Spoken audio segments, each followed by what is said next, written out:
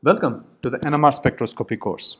Today we will be developing a formalism extending from concepts that we have learned from the previous lectures such that we will be able to predict how the magnetization evolves in the presence of an effective magnetic field. We remember from the previous lecture that the rate of change of magnetization is going to be given by the product of the magnetization vector to that of the effective magnetic field B. And this came up from the aspect that any vector in presence of a field experiences torque, and then the torque is related to the rate of change of angular momentum, and from there we were able to relate to this equation. And we also saw some simulations where we were able to see the change of the equilibrium magnetization to the transverse plane with the help of a B1 pulse, which is the RF pulse, that resulted in a non-equilibrium state which could then be captured due to its precession about the main magnetic field B0. We saw the magnetization either in the stationary or the lap frame, both mean one and the same, and in the rotating frame such that the effect of precession about B0 was minimized. For instance, when you are having in the stationary frame, when you are starting from let's say the Z axis, the application of pulse resulted in a trajectory that looked like this, precession about B0 and B1 that finally taking the magnetization to the transverse plane. But on the other hand, when you went to the rotating frame, you observe that the magnetization simply tipped from the Z axis to the Y axis, where the motion with respect to B0, that is precession, was actually removed when you went to the rotating frame. Right now, we will be discussing further on how this formalism can be used in order to understand more aspects of evolution of magnetization. The same equation that we had written for the rate of change of magnetization can be written also in the rotating frame, where it is going to be given by the sum of the change of magnetization in the lap frame with that of the product between the magnetization vector and omega. In this case, omega is the angular frequency of the rotating frame. So therefore, if you set it in such a way that it goes along with the precession frequency of the spins, we can effectively remove the motion that we don't want to see with respect to B0, and we will only see motion with respect to the RF field that we end up applying. So the dm over dt in the lap frame is given by the cross product of m with respect to B, and then the rotating frame introduces the other half of it here. So we are able to realize that this equation is very similar to what we started with, meaning instead of having a B vector, you have a different B effective vector that also incorporates the rotating frame that we move into in order to get a easier visual perception. In the case that if you set the omega, that is the angular frequency of the rotating frame, exactly to the precession frequency, basically if you set this omega to omega naught, then you can effectively turn off precession. That is, then your dm over dt in the rotating frame is going to be equal to 0, indicating that, of course, in this case we are not applying any RF pulses, we are only looking at the influence of B0 with respect to a magnetization. Let's give ourselves an example, meaning that let's say your magnetization is at an angle with respect to B0, then what you expect to see is precession about B0. On the other hand, let's say we go into the rotating frame and essentially we keep the rotating frame exactly to that of the Larmor precession frequency, then this magnetization M appears to be static with respect to the new frame of reference, which will be the rotating frame, where the precession about B0 is effectively vanished. What will be the effect of an RF field that you end up applying in order to perturb the initial magnetization? We saw in the previous simulation that once we click 90° X or Y or 180° pulses, the magnetization ended up changing from its equilibrium position to non-equilibrium position. The BRF field is given by an amplitude which is 2B1 times cos of omega RFT plus phi times I. As with respect to any EM wave, here we are looking at the RF field, where the field has a certain amplitude given by 2B1, and also you have the oscillating part, which is given by the angular frequency omega RF. Whatever we did with the rotating frame, here essentially we are actually going to a rotating frame that has an angular frequency of omega RF. Why is this required? Remember, your spins presses with respect to the main magnetic field B naught. The important thing one has to understand is that spins presses given their certain gamma. Let's say for a gamma greater than 0, the precession happens in a certain, let's say, clockwise direction, and the gamma is less than 0, the precession happens in the opposite direction. What you are able to understand is that the RF field has to effectively interact with these spins such that the magnetization that's generated by them is perturbed. And therefore, an important aspect that we are able to understand, this linearly polarized light has to be thought about as two circularly polarized light. Let's see how this can be achieved. This can be rewritten as B1 of cos omega RF t plus phi times I plus B1 sin omega RF t plus phi times j plus B1 cos omega RF t plus phi times I minus B1 sin omega RF t plus phi times j. Therefore, the minus sign part gets cancelled and you are able to see this is nothing but the pulse that we ended up applying. However, you are able to realize the first part is of the form cos theta plus sin theta. Let's say that we have two-dimensional axis which is x and y, and you have a point that is r. The projection along x will be r cos theta, where theta is the angle with respect to x, will be r sin theta with respect to y. Therefore, this point can be given by r of cos theta, comma r sin theta. For values of theta that keeps increasing, you can imagine this gives a circular motion, in this case an counterclockwise rotation. And similarly, I am sure you are able to imagine you could have an r cos theta minus r sin theta type component, where when you set theta to minus theta, you end up getting something like this. Then the r cos theta minus r sin theta will be a clockwise type rotation, and which is what you are able to see somewhere here. And therefore, the linearly polarized that we have has been now decomposed into two circularly polarized light or RF field. I keep using the term light and RF field interchangeably, so please be aware of it.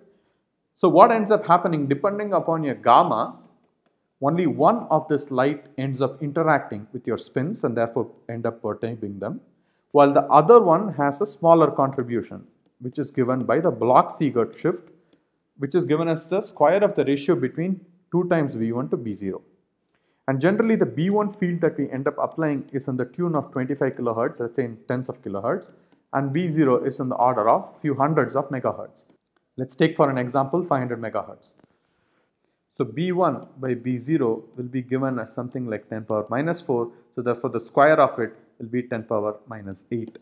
So therefore the effect of the one that doesn't interact is very small, although it does come up in some of the experiments which we will see as we go forward in this entire course. Let's take the BRF field is given by B1 cos omega RF t plus phi times I plus B1 sin omega RF t plus phi times j. Omega RF t called the carrier frequency, also called as the transmitter frequency, which helps you go to something like the rotating frame. Of course, what this basically achieves is that you want omega RF to be as closest to be as omega naught, so that your pulses that you apply end up perturbing the spins that you want to follow, and therefore they have to be as close as possible to omega RF.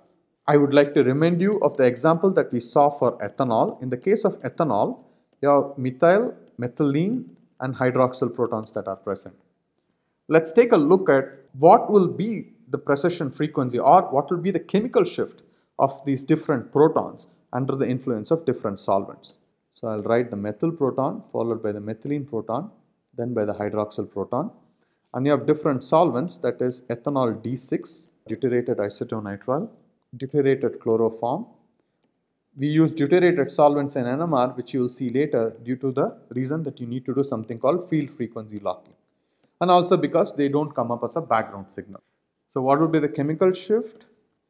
For methyl proton will be 1.18, 1.12, 1.22, 1.06. You're able to appreciate the fact that the hydroxyl proton are the most perturbed as you change the solvent due to the changes of polarity in the solvent. And depending upon similar polarity, chemical shift will be similar. And on the other hand, when the polarities are quite starkly different from one another, chemical shift is different. There are indeed influence on the methyl and methylene protons on solvent effects also, but they are much smaller than that of the exchangeable hydroxyl proton. Let's not go into the detail of how chemical shift gets affected by solvent effects for now, but the point here that suffices for us is that the omega naught for the methyl, methylene, the hydroxyl proton are different from one another. They also change as a function of solvent. And when you are applying the pulse in order to perturb all these spins in a single shot, you can only afford to have a single omega RF. So before we go ahead, why don't we take one example? Let's just for the sake of simplicity, I'm going to take the chemical shift of the methyl proton as 1 ppm, the methylene as 3 ppm, and that of the hydroxyl as 4 ppm. So when you are at 500 megahertz, meaning that you set 0 ppm to 500 megahertz, every ppm will be given by an offset of 500 hertz on top of this 500 megahertz. So for 1 ppm will be 500 megahertz plus 500 hertz. Remember, why am I writing it this way? You are talking about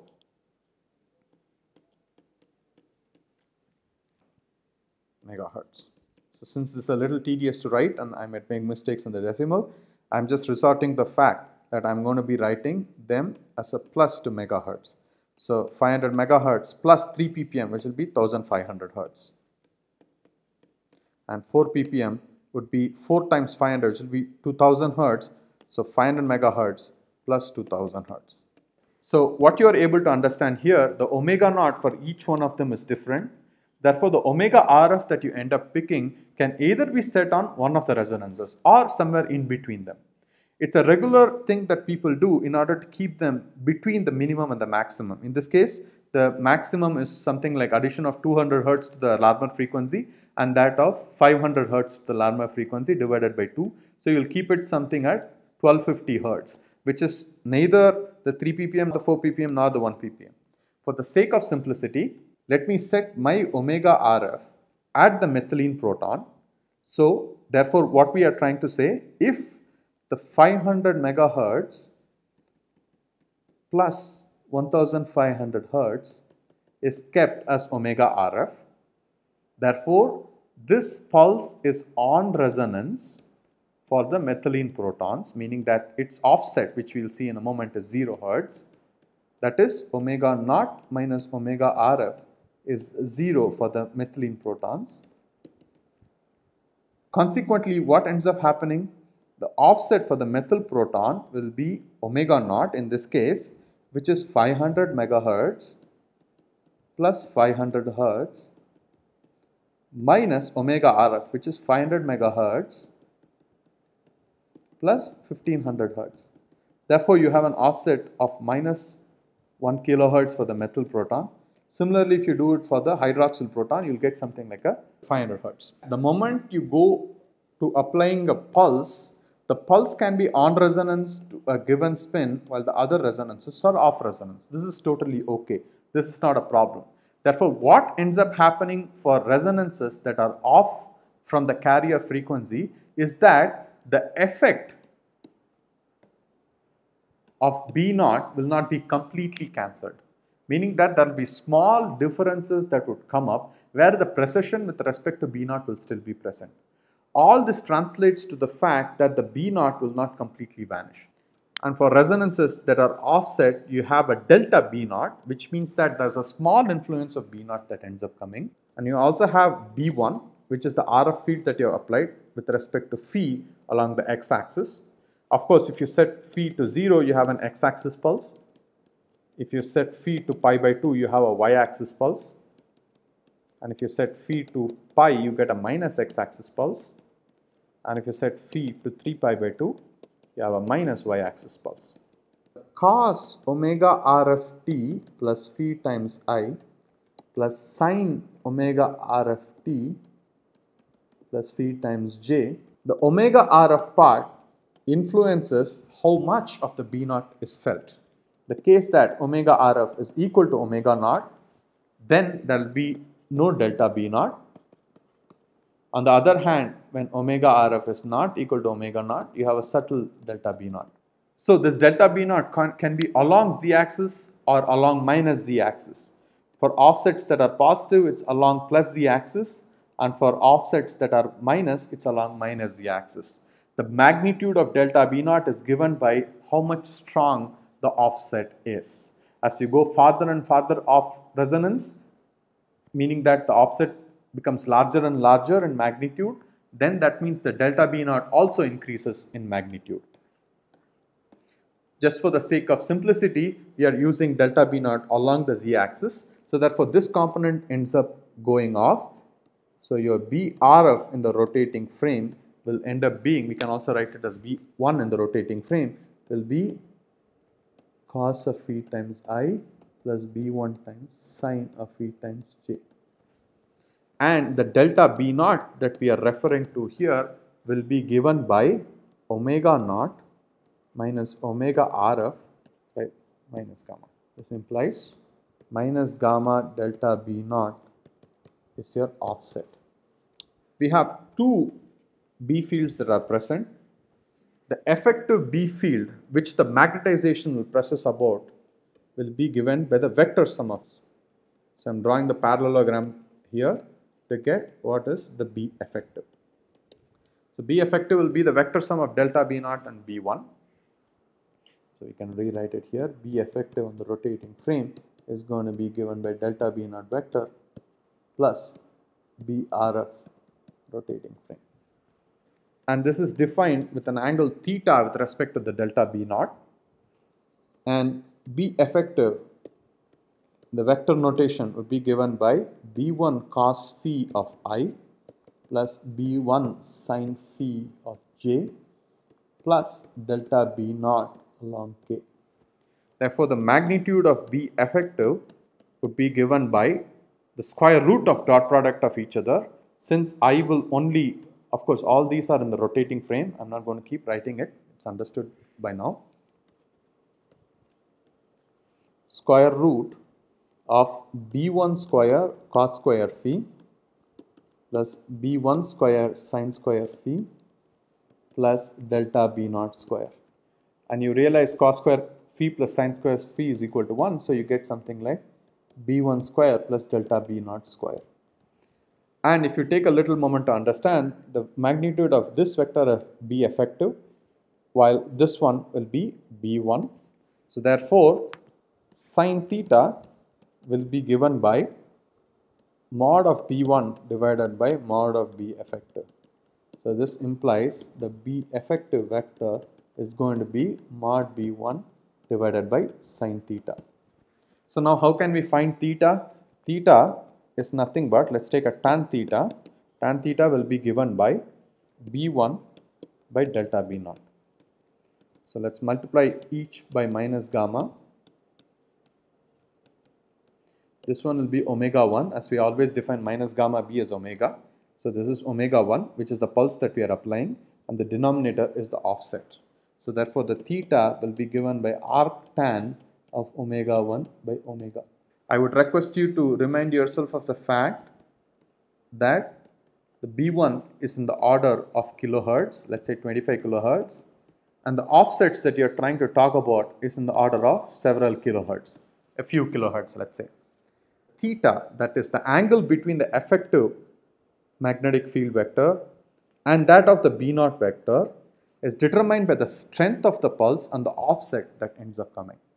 Therefore, the B effective for each of the M naught, the example that we took, the methyl, the methylene and the hydroxyl proton will be slightly different from each other since the offsets are different.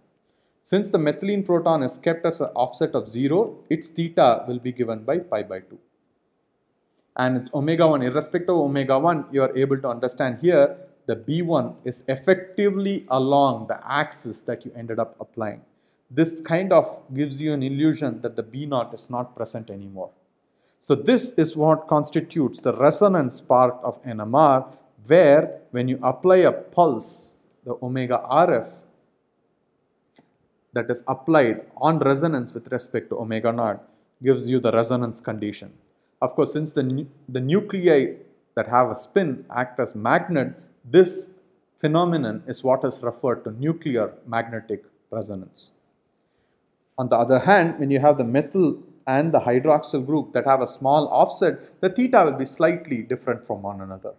I request you guys to do the math on what will be the theta, which is the angle between the effective magnetic field and the B naught for the methyl and the hydroxyl proton. Now, having finished this, we also have to learn how the flip angle is calculated. Be a little careful that we are using different angle. The angle theta is the angle between B effective and B naught. Now we are going to a definition of something called alpha, which is a flip angle. The flip angle will be given by omega effective times tau p. This is because, let's go back to the picture that we have seen, or the simulation that we have seen in the previous class. So when you are in the rotating frame, all that you see is that when you start with the magnetization along Z, when you apply a 90-degree pulse, it just comes to the y-axis. You kind of delete the influence with respect to B naught. We don't see the precession with respect to B naught. However, how do we correctly end up in the y-axis is based on how long you apply the B1 field. So, which is what we are trying to see here.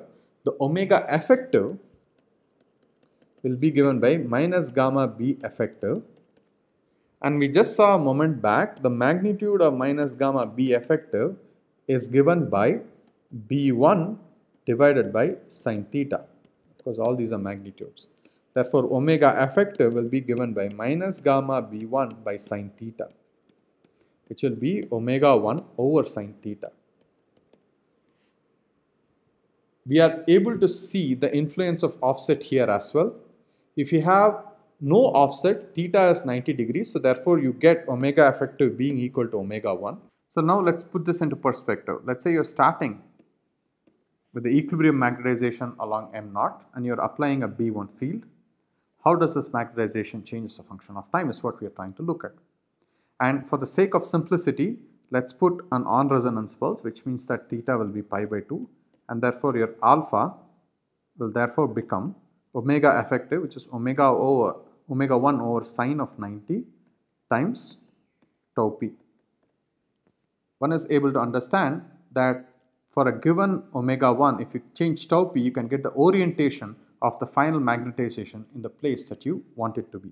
Let's say we take some examples. Let's say our B1 is in the order of 25 kilohertz and we are applying to get a 90-degree on resonance pulse. And at this instant, of course, here we have also said phi equal to 0. If you want to achieve a 90-degree pulse, you are applying 25 kilohertz, and this is in the unit of hertz, which is second inverse. So you have to convert it to radians. You have 2 pi times tau p. Therefore, tau p ends up becoming, the pi gets cancelled, and therefore you have 1 over 4 times 25 10 power 3 seconds, which will be 10 into 10 power minus 6 seconds, which we will call as 10 microseconds. So therefore, if you apply a 25 kilohertz pulse on resonance for 10 microseconds, you end up getting a 90-degree flip angle. And if you apply the same 25 kilohertz for 20 microseconds, it will be a 180-degree pulse. 30 microseconds will be a 270-degree pulse. And 40 microseconds will be a 360-degree pulse, which will be nothing but a 0-degree pulse. Let's also now take a look at how does the magnetization change as a function of time. Then you started with the initial magnetization along Z. You are applying a effective B1 field along X. Therefore, phi equal to 0. Omega RF equal to omega naught. Therefore, offset is equal to 0. So this makes it an x-axis pulse. And then your initial magnetization is along M naught of K, and your pulse, M vector is this, and your pulse is along B1 of I. So therefore, dm over dt due to the effect of R of pulse is going to be given by m naught times k cross gamma b1 times I. So therefore, what this results in giving is m naught times k cross I will be j times gamma b1. When you integrate such that the dt goes from 0 to tau p for the entire application of the pulse, you will see that to the right hand side you will have something like m naught times m naught j times gamma b1 tau p. Since we are on resonance, this is nothing but the minus alpha that you ended up applying. This is the flip angle that you're talking about. Therefore, after the application of the pulse, when you started with m naught of 0 as m0 of k, you will end up having something of this sort of m naught times minus alpha times j. So what ends up happening, you get a minus alpha pulse. Let's say that you have set alpha to pi by 2. Therefore, your magnetization will actually precess to the minus y axis. So the way you have it here is that you have a right-handed coordinate system, z, x and y. Let's say you started along the equilibrium, that is along z, you apply a pi by 2 along x, you end up along the minus y axis. Similarly, if you started along z and you applied a pi by 2 along y axis, you will end up along the x axis. So all these are counterclockwise rotations of the effective m against the B field that you have applied. Of course, let's say you apply a pi pulse along x or y phase, you will end up along minus m naught times k, which is m naught along the minus z axis. I request you guys to practice a little bit, and as we go forward, we will write the block equations in a little more rigorous form, including relaxation.